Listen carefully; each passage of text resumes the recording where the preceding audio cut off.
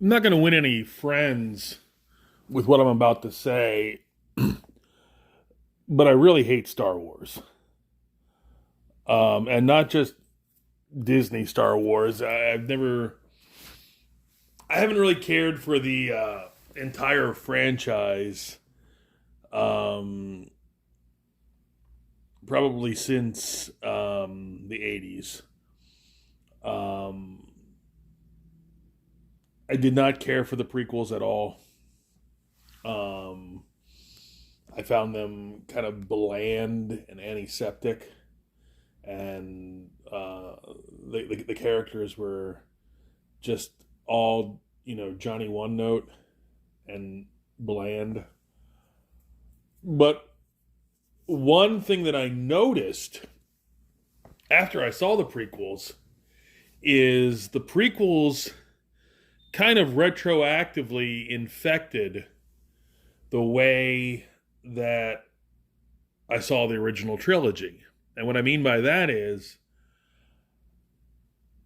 after hearing Hayden Christensen's voice for two consecutive movies and the nasal whininess that infected everything that he said, when I would go back and watch the original movies, I couldn't help but hear Hayden Christensen's voice whenever Vader said anything.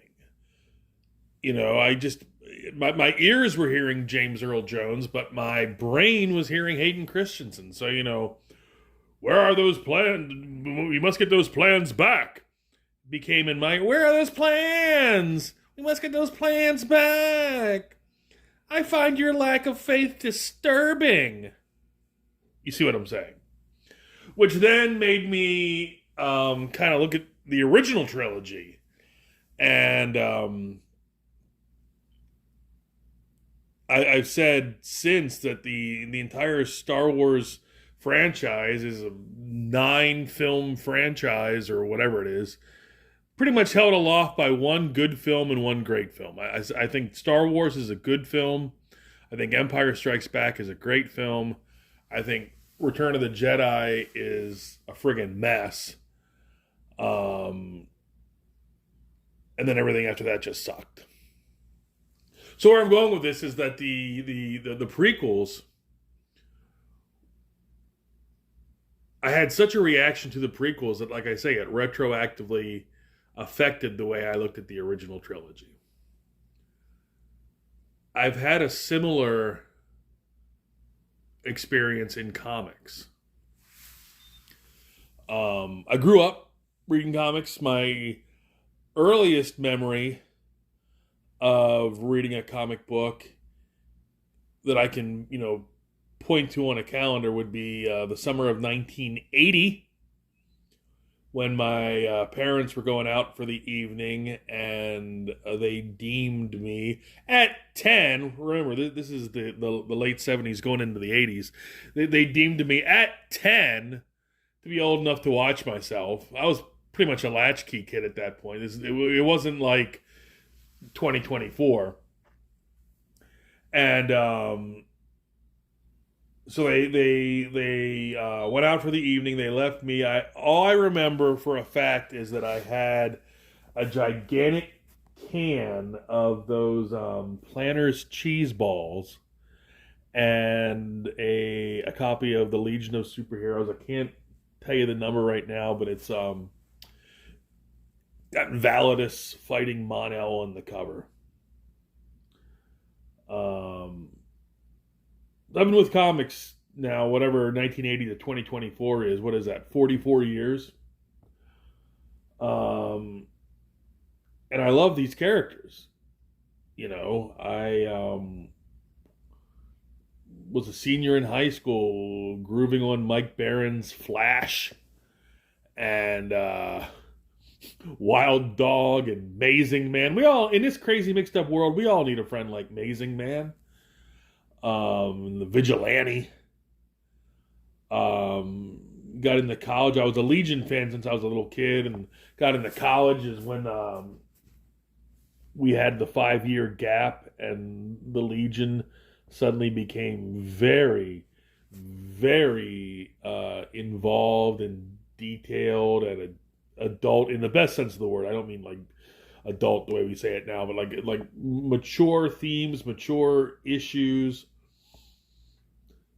Um, I remember the '90s, like we all do. The '90s were an insane period of time for comics. I remember being in law school and being a ginormous, Mark Out fan for the Superman and Batman titles. I was completely, locked into Reign of the Doomsday, then Reign of the Superman. And of course, Nightfall and Night Quest and then Night's End. They all came out. This was back when the storyline for both Superman and Batman went through all of the titles. So every week there'd be a new installment, and that was just insane. I used to have a tradition in law school. I would go get my Wednesday comics, and I'd come back and make myself a Jack and Coke. I'm a country boy. Make myself a Jack and Coke and read the next installment of Superman Doomsday and Funeral for a Friend and then Reign of the Superman.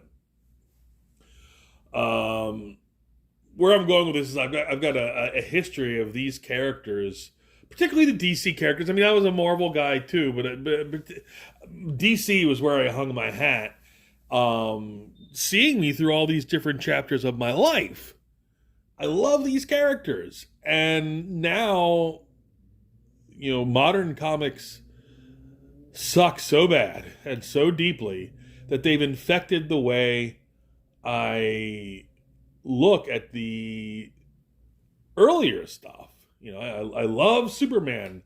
And now I just see him as, this super cuck who let his father take his son away, and now he's just kind of this sad sack, and everyone's focusing on John, and I loved Alan Scott. Now of course Alan Scott is unrecognizable. I loved the Flash, and he's a drip now, and all these characters that are so lame under the current era, it's infected the way I look at stuff from the 70s, 80s, and 90s.